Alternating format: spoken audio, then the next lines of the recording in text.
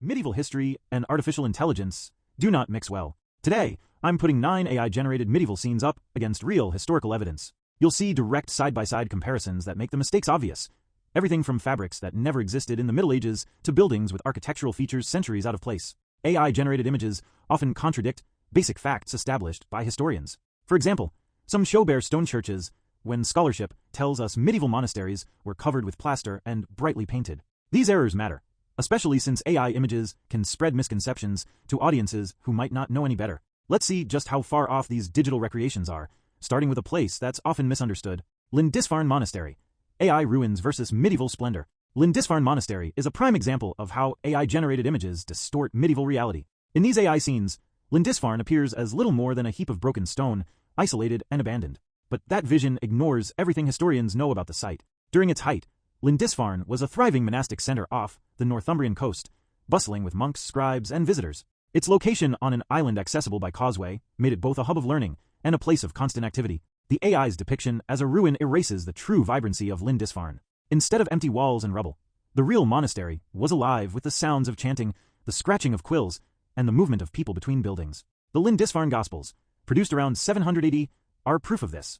These illuminated manuscripts, with their intricate designs and vivid colors, came from a scriptorium filled with skilled monks. Actual records show dozens of monks writing and illuminating texts, especially after the high medieval rebuilding that followed the devastating Viking raid in 793. This was not a place left to decay, but a community of scholars and artists. One of the most glaring problems in the AI image is its treatment of the monastery's architecture and decoration. The AI shows bare gray stone walls, but art historians show these walls gleamed with colorful frescoes and gold leaf, not gray stone. Every surface would have been plastered and painted. The impression of cold ruins comes from what we see today, not from the reality of medieval life. The AI also muddles architectural styles. Notice how it confuses Romanesque solidity with later Gothic buttresses, a mismatch of 300 years of architectural evolution. Features like flying buttresses simply didn't belong in Lindisfarne's early medieval buildings. If you compare the AI's empty window frames to what actually existed, you'll find another major error. Important churches, like Lindisfarne, use stained glass to fill their windows with color and light. The AI's vision strips away all ornament, leaving only emptiness. This isn't just a cosmetic issue, it removes the sense of awe that medieval churches were designed to inspire. Modern ruins can't tell us about daily life in the monastery. Today's scattered stones are misleading. Medieval illustrations show monks at work, scribes hunched over manuscripts, teachers instructing novices, and bustling courtyards filled with activity. The AI erases this, leaving behind silence and abandonment. In reality, Lindisfarne was a hub of intellectual and spiritual life, with crowded dormitories, busy kitchens, and constant movement. The timeline is off as well. The AI tries to show Lindisfarne during the high medieval period but depicts the aftermath of the Viking raid centuries earlier. By the time manuscript production was thriving, the monastery had been rebuilt and its cultural significance restored. The Lindisfarne Gospels are just one example of the artistic and intellectual output that continued for generations. Geography is another casualty of the AI's imagination. Lindisfarne wasn't cut off from the world. Its tidal causeway meant regular contact with the mainland, with supplies, visitors, and news flowing in and out. The AI's isolated, deserted island is simply inaccurate. When AI gets these details wrong, it isn't just about aesthetics. It's about erasing the true role of monasteries as centers of learning, art, and daily life. The difference between a ruin and a living community is more than just stone and paint. It's about understanding what these places meant. That's a pattern we'll see again as we move from monastic life to another misunderstood medieval figure. Joan of Arc. Armor accuracy and historical reality check. Joan of Arc's execution is another case where the AI's version misses the mark at nearly every level. The most obvious problem is the setting. Instead of the actual site, the AI places Joan in a vague, wooded clearing. Eyewitness chronicles name the old market square at Rouen, where hundreds watched her execution. This was not a hidden event, it was a public spectacle, with authorities making sure as many people as possible saw what happened. The marketplace was chosen for its visibility and symbolism, reinforcing the message of state power. The AI's depiction strips away the entire context of the event. Joan appears to float above the flames, surrounded by ambiguous shadows, rather than standing at a stake in the center of a crowded square. This floating motif not only ignores the strict procedures of medieval executions, but also defies the physical reality of how these burnings took place. The stake would have been fixed, with bundles of wood tightly packed around the base. There would be no empty space beneath her feet. In fact, the site of her burning is still marked in Rouen today, with sand used to cover the ground, a deliberate choice at the time to bake her ashes and prevent the collection of relics, not the random pyre design the AI imagines. Joan's appearance in the AI image is just as inaccurate. Instead of the nun-like robes shown, contemporary accounts insist Joan's male attire was central to her heresy trial. The AI's nun habit erases this critical conflict. She wore men's clothing by choice, and this was a key part of the charges against her. On the day of her execution, she was forced back into a dress, but it was neither flowing nor decorative. Practicality and symbolism were at play. The AI's version, with its dramatic folds and soft fabrics, ignores the danger of loose garments and the historical intent behind her clothing. There are further problems with the details. The AI gives Joan a generic, idealized face with long hair, when sources describe her hair as cropped short in a masculine style. Her features would have reflected years of campaigning and hardship, not the smooth, vacant look seen here. Even the facial expression lacks the resolve and composure recorded by witnesses, who noted her calmness and final words to the crowd. The scene itself lacks the necessary elements of a real medieval execution. There is no sign of priests praying, guards holding back the crowd, or officials observing from platforms. Contemporary illustrations and descriptions mention these details because they mattered. This was a carefully managed event, not a solitary act in a forest. The AI's image reduces a complex, highly public execution to a generic martyrdom scene, losing the layers of political and religious meaning. The fire is wrong as well. Medieval burnings used slow-burning wood, arranged to ensure both suffering and the total destruction of remains. The AI shows a tidy, modern-looking campfire, casually placed off to one side. In reality, the fire was built up and managed throughout the process, with additional wood added as needed and ashes carefully handled afterward. Joan's story is not just about her death, but about the forces that shaped it, military, religious, and political. When AI replaces the real setting and procedures with fantasy, it erases the complexity and significance of the event. These inaccuracies matter because they flatten our understanding of who Joan was and why her execution was orchestrated as it was. Misrepresenting the setting, the procedures, and even the clothing of a historical figure changes how we understand the past. This isn't just about getting details wrong. It's about erasing the context that gives history its meaning. And as we turn to the next AI attempt at medieval life, the same pattern emerges in how it imagines entire cities. Medieval Prague. Architecture then versus AI imagination. Medieval Prague, as envisioned by AI, misses nearly every detail that defined the city during its transformation under Charles IV. The contrast is clear when you compare the AI's generic cityscape to what actually stood in the 14th century. Prague was not just another medieval town. It was a center of architectural innovation and imperial ambition, shaped by immense wealth and deliberate planning. The most striking omissions begin with the city's architecture. Charles IV, both King of Bohemia and Holy Roman Emperor, brought in master masons from France to oversee the construction of St. Vitus Cathedral. Records show these craftsmen introduced the High Gothic style, with steep red tile roofs and intricate decorative tracery that became hallmarks of Prague's skyline. The AI's version ignores these features entirely. Flying buttresses, essential for supporting the tall, light-filled walls of Gothic churches, are nowhere to be seen. Instead, the AI offers buildings with random, shallow rooflines and none of the distinctive vertical emphasis that define the era. The materials and finishes are wrong as well. 14th century Prague's houses were plastered and brightly painted. Documentation from city accounts notes annual limewash renewals, which kept facades vibrant in reds, blues, and greens. Gold leaf adorned important religious and civic buildings, reflecting the city's wealth from Bohemian silver mining. The AI, by contrast, produces indistinct gray blocks and a muted palette, erasing the vivid colors and careful material choices medieval builders used to impress visitors and residents alike. Urban planning is another area where the AI falls short. Charles IV's expansion of Prague was carefully mapped, with distinct districts for different functions and a network of bustling streets. The AI image shows a sparse, orderly plaza, not the crowded, chaotic city that real Prague became. In reality, space inside the city walls was at a premium. Buildings rose several stories high, with jettied upper floors overhanging narrow streets. The AI spread structures apart, missing the verticality and density that characterized one of the largest cities north of the Alps.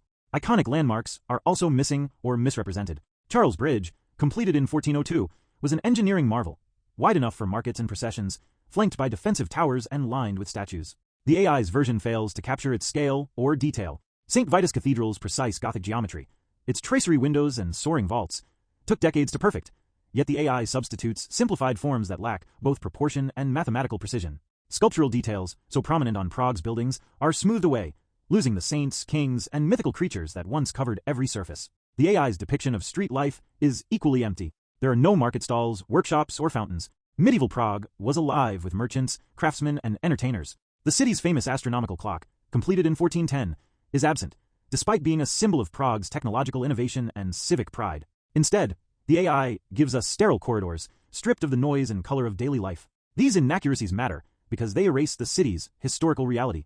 14th century Prague was a showcase of imperial ambition and Gothic artistry, shaped by deliberate choices and sustained by extraordinary resources. When AI reduces it to a generic medieval backdrop, it loses the specific character that set Prague apart. Accuracy in these details is not just about architectural pride. It's about understanding the people who built and inhabited these spaces. The choices made in stone, paint, and layout reflected social, political, and economic realities. Overlooking these specifics turns a living city into a stage set, flattening the complexity of medieval urban life. This same flattening happens when AI attempts to recreate the people of the past, particularly those whose influence shaped entire courts and kingdoms. Eleanor of Aquitaine, royal fashion and court life. Eleanor of Aquitaine stands out in medieval history not just for her political power, but for the way she used fashion as a tool of authority. The AI's rendering of her as a generic noblewoman misses nearly every distinctive detail that defined her image as both Queen of France and Queen of England. Her tomb effigy at Fontevraud Abbey offers direct evidence of how she presented herself, crowned, veiled, and unmistakably regal. The AI, on the other hand, puts her in a bland court gown that could belong to a lesser noble from a different century. The effigy provides clear cues that the AI ignores. Eleanor's hairline is high, her forehead exposed and framed by a veil, details that reflect the beauty standards of her era. Art historians note that noblewomen plucked their hairlines to create this look and wore elaborate headdresses beneath their veils. The AI's version, with loose hair and a modern hairline, is pure fantasy. This isn't just a missed detail. It erases a practice that signaled both status and conformity to elite fashion in the 12th century. Clothing in Eleanor's time was about more than personal taste. The fabrics she wore, imported silks, brocades, and fine wools, were visible markers of wealth and international connections. Her effigy shows layered garments with careful draping, a mantle fastened at the shoulders, and a book in her hands, signaling her education and authority. The AI's costume is a muddled mix. Sleeves from an earlier era, a skirt shape from centuries later, and a neckline that doesn't match any known 12th century style. There's no hint of the intricate belt arrangements or the low-slung placement that defined noblewomen's dress in her lifetime. Even the shoes are wrong. Eleanor's effigy includes pointed shoes, just coming into fashion among the elite, while the AI settles for generic slippers. Color was another tool of power, but the AI's palette is washed out and vague. In reality, medieval dyes were expensive and symbolic. While the effigy's original polychromy has faded, traces remain that show her garments would have been brightly painted, with specific colors chosen for their political meaning and association with royal identity. The AI ignores this, further flattening her image. Headwear was not simply decorative. Married queens like Eleanor always covered their hair, often with braids wrapped in fabric tubes called templets, all concealed by a veil. The AI leaves her bareheaded, a mistake that would have been scandalous at court and completely out of step with the expectations for a woman of her rank. The setting matters as well. Eleanor held court in great halls and castles, surrounded by symbols of her power. The AI places her in an anonymous stone corridor, stripping away the context of medieval court life. When Eleanor orchestrated events like the Court of Love at Poitiers, every detail, from tapestries to furniture, was chosen to project authority and sophistication. The AI's empty backdrop ignores the performative nature of royal politics. Eleanor's hands in the effigy hold a book, a clear sign of her literacy and engagement with learning. The AI shows empty hands, reinforcing a passive femininity that never matched her historical reality. Eleanor commissioned manuscripts, corresponded with scholars, and governed vast territories. Reducing her to a decorative figure erases the agency she exercised throughout her life. These inaccuracies are more than cosmetic. They obscure how Eleanor used fashion, setting, and symbolism to assert her authority and navigate the treacherous politics of medieval Europe. Her clothing choices were never accidental. They were statements of power, allegiance, and intent. The AI's generic portrayal fails to capture any of this, offering a version of Eleanor that could be any noblewoman, anywhere, at any time. When technology glosses over the specifics of medieval power, it misses the point of why these details mattered. Eleanor's wardrobe was as much a part of her political strategy as her alliances and negotiations. Misrepresenting these choices isn't just about getting the clothes wrong. It's about misunderstanding how authority operated at the highest levels of medieval society. The problems with AI's approach to historical accuracy become even clearer when we turn from royal courts to the high-stakes drama of political negotiation. Magna Carta signing. Political theater versus historical truth. The AI's interpretation of the Magna Carta signing scene gets nearly every essential detail wrong. Instead of an indoor hall filled with armored men calmly signing a document, the real event unfolded outdoors, under immense tension. In June 1215, King John met the barons at Runnymede, a broad meadow chosen for its openness and strategic location. The barons camped nearby with military escorts, surrounding the king to maximize pressure. This was not a friendly meeting, and certainly not a collaborative drafting session. The AI's image, with knights in full battle gear gathered around a table, misrepresents the nature of the negotiation. No one wore armor to this kind of high-level political confrontation. Formal court attire was required. Showing up in battle gear would have been a direct provocation. Contemporary manuscript illustrations show nobles in long robes, not chainmail. The barons' leverage came from their numbers and the threat of force, not from displaying weapons at the negotiating table. Another issue is the depiction of crowns. The AI often places royal headgear on multiple figures, but only King John was king. The barons were powerful, but they were not monarchs. The focus should be on the imbalance of power at the event. An isolated king facing a coalition of rebellious nobles, each intent on extracting concessions. The way the document itself is handled in the AI version is also inaccurate. The Magna Carta was not signed by a group. King John affixed his royal seal to a single parchment, which was then copied and distributed to officials throughout the realm. There were no personal signatures or individual amendments. The use of the seal was deliberate. Royal dignity prevented the king from signing documents by hand, and the act of sealing was a formal acknowledgement of the agreement, however reluctant. The AI's setting, a grand indoor chamber, misses the significance of Runnymede open landscape. The meadow allowed both sides to camp separately, meet in the middle, and maintain security. Its proximity to London let the barons cut off the king's revenue, increasing their leverage. The outdoor setting was chosen for its strategic advantages, not for comfort or ceremony. The document's content is often mischaracterized as well. The Magna Carta primarily protected the interests of wealthy landholders. Only free men, about 25% of the population, were mentioned, so this document served the baronial class, not commoners as later myths propose. Most clauses dealt with feudal rights, inheritance, and the limits of royal taxation. The popular notion that Magna Carta granted universal rights is a much later reinterpretation. Months of conflict and negotiation led to this moment. The barons had already seized London and drafted several versions before forcing the king's hand. The June meeting was the desperate conclusion of a long standoff, not the start of a new era.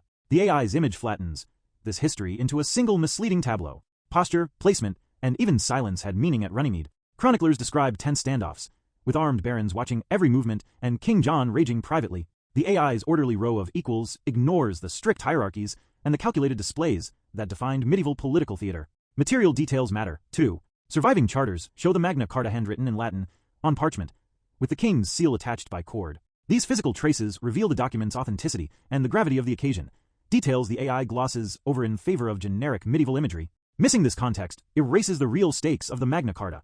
Not the birth of democracy, but a hard-won check on royal power by a determined group of nobles. The drama, the risk, and the coercion are replaced by a sanitized scene that never happened. This pattern of misrepresentation continues in other AI depictions of medieval events, especially when violence and sacred spaces intersect. Thomas Becket murder, cathedral setting, and medieval violence. Thomas Becket's murder is one of those moments where setting and detail meant everything, yet the AI version places the event in a vague courtyard, missing the point entirely. The real assassination happened in the north transept of Canterbury Cathedral, a space still marked and visited by pilgrims today. People have scraped stone chips from this exact spot for centuries, underscoring its historic and religious significance. The sacred setting was not incidental.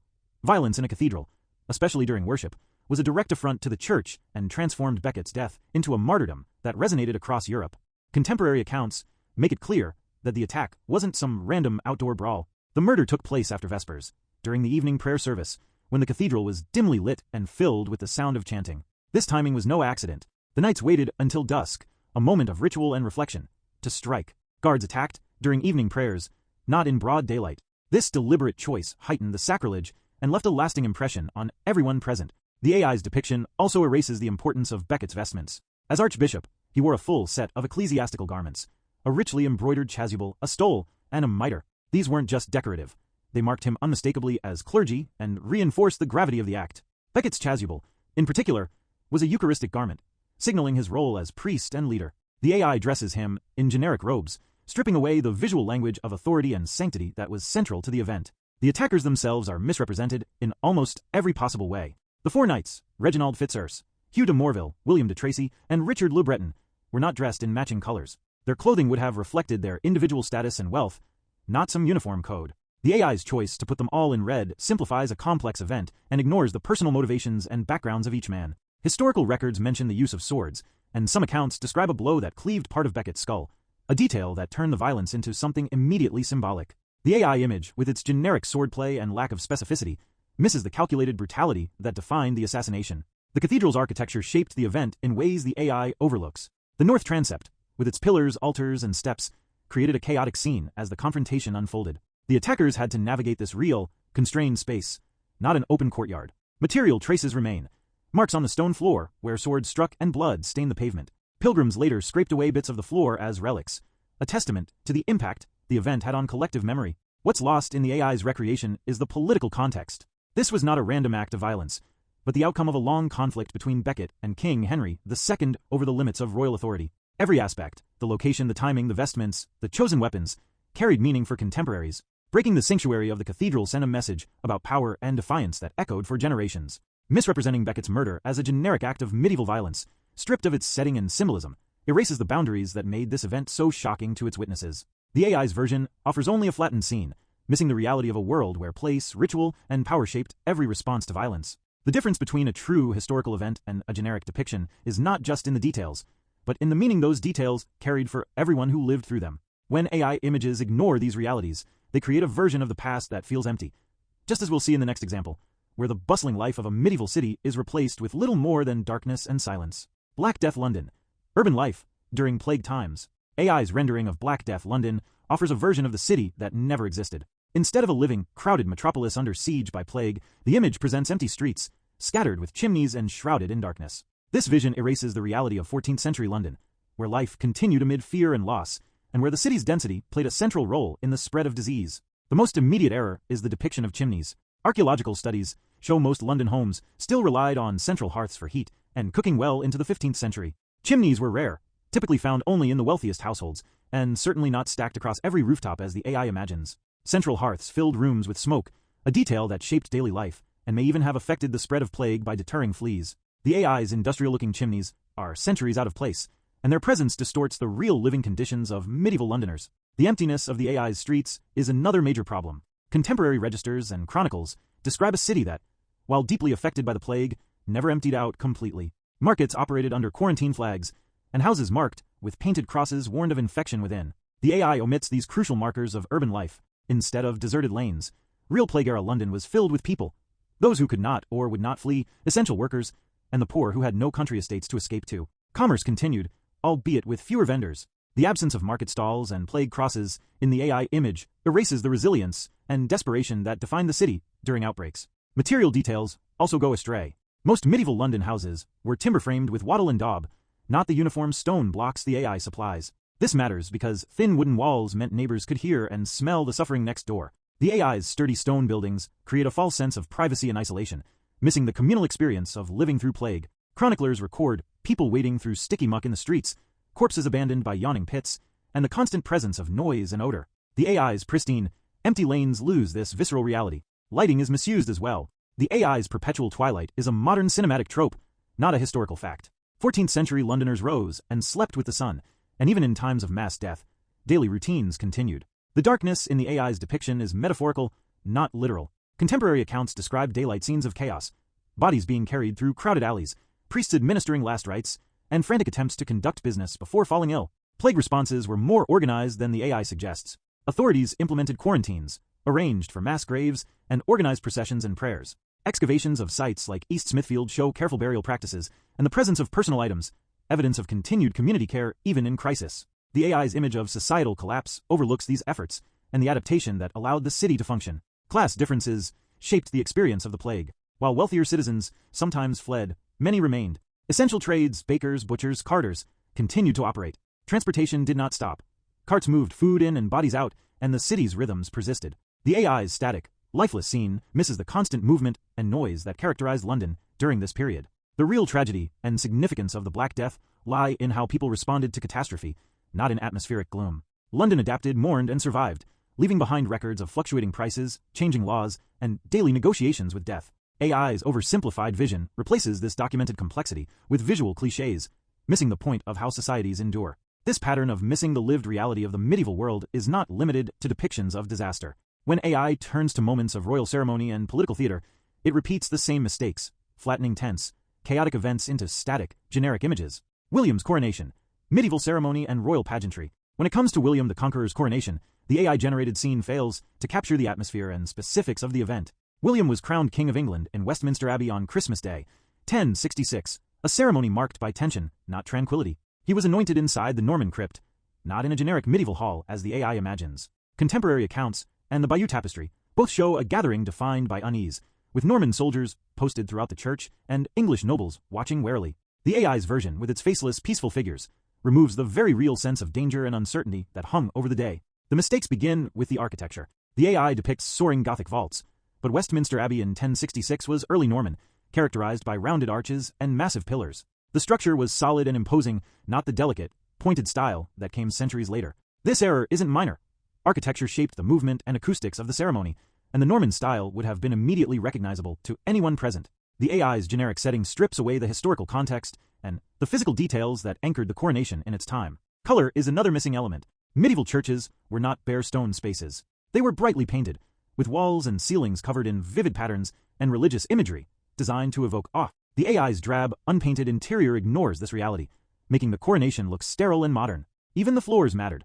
While the cosmety pavement familiar to modern visitors was a later addition, the medieval church would have featured elaborate tiling and decorative elements underfoot. These surfaces were chosen to reinforce the sacredness of the event and the legitimacy of William's rule. The ceremony itself was defined by ritual. Coronations used consecration with holy oil and the royal seal. There was no quill signing by armored knights, as the AI depicts. The AI's focus on armor is especially out of place. William wore a silk-lined mantle and pointed shoes. Not full mail at a ceremony meant to legitimize his rule, not wage war. Every element of his attire, down to the color and cut, was chosen to signal authority and continuity with previous kings. The AI's uniform, indistinct clothing for all participants, erases the sharp distinctions between Norman and Anglo-Saxon, between king and subject, that were so important in 1066. Rituals like the anointing, crown placement, and oath-taking were not optional extras. They were the core of the ceremony, transforming William from conqueror to consecrated king. The omission of these acts in the AI's version changes the meaning of the event. Anointing with holy oil on the arms, heart, and head was a public act of consecration, witnessed by all present. The crown, scepter, and orb each had symbolic weight, and their presentation followed a strict order. The AI's scene, with its lack of specific gestures and regalia, misses the gravity and spectacle of medieval kingship. Crowds were central. Westminster Abbey would have been filled to capacity, with overflow outside. The AI's sparse attendance contradicts reports of packed aisles and the press of onlookers. The ceremony itself nearly unraveled when shouts from inside were mistaken for a riot, leading guards to set fires in the streets. This chaos, absent from the AI's calm depiction, was a direct result of the political uncertainty surrounding William's claim.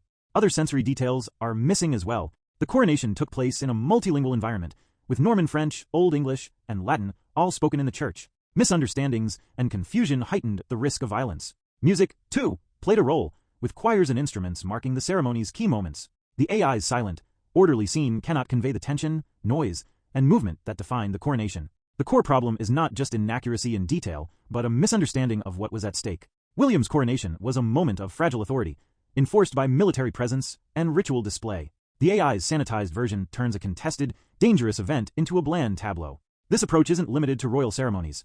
It also distorts our understanding of medieval warfare, as becomes clear when looking at how AI imagines famous battles. Battle of Agincourt. Warfare technology and battlefield reality. The Battle of Agincourt, fought on October 25, 1415 near Agincourt, in Pas-de-Calais, France, is one of the most studied clashes of the 100 Years' War.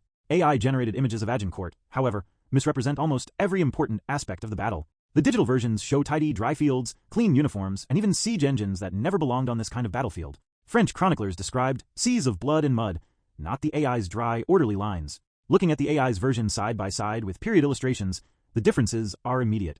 The AI's French knights wear a mix of partial and outdated armor, but by 1415, French nobility fought in full plate harness. This armor, while protective, became a liability in the deep mud that covered the fields after autumn rain. The AI's figures stand on firm, flat ground, but the reality was knee-deep sludge that trapped men and horses alike. Many French knights drowned or suffocated, pinned beneath the weight of their own armor. The most glaring omission is the English longbow. The AI scene reduces the fighting to generic hand-to-hand combat, but the outcome at Agincourt depended almost entirely on English archers. These archers, armed with longbows requiring a draw weight of up to 150 pounds, could launch 10 to 12 arrows per minute. This rate and force broke cavalry charges and devastated advancing French formations. The arrow barges defined the battle, yet the AI's melee ignores this tactical reality. Another problem is the use of artillery and siege engines. The AI places random trebuchets and catapults on the field, but there is no evidence of such weapons at Agincourt. Trebuchets were siege engines, not battlefield artillery. Early hand cannons did exist, but they were rare and unreliable, certainly not the organized batteries the AI imagines. The English relied on longbow volleys, not gunpowder, to win the day. Terrain is another detail lost in translation. Agincourt's battlefield was a narrow strip of plowed farmland, bordered by woods. Overnight rain turned the field into a quagmire. The French, forced to advance in dense columns, became packed together, unable to maneuver. The AI spreads the combatants out in neat cinematic rows, erasing the crowding that made them easy targets for English archers. Defensive stakes, sharpened wooden poles planted by the English to break cavalry charges, are missing from the AI's version, even though they were a key part of the English defensive line. The condition of the soldiers is sanitized in the AI images. In reality, both English and French fighters were filthy, exhausted, and often wounded. Armor was dented and caked with mud, not gleaming. Clothing was mismatched and stained. The AI shows uniformed troops, but medieval armies looked more like disorganized mobs than parade ground units. Even the time of day is wrong. The battle began mid-morning, after hours of standoff in the rain. The AI's lighting suggests either dawn or dusk, ignoring the way morning sun and rain affected visibility and tactics. Casualty figures tell the story the AI misses. The French lost thousands, while English deaths numbered in the hundreds. This lopsided result came from specific tactical choices, longbow volleys, mud, and defensive positioning, not from an equal melee. The aftermath was chaos.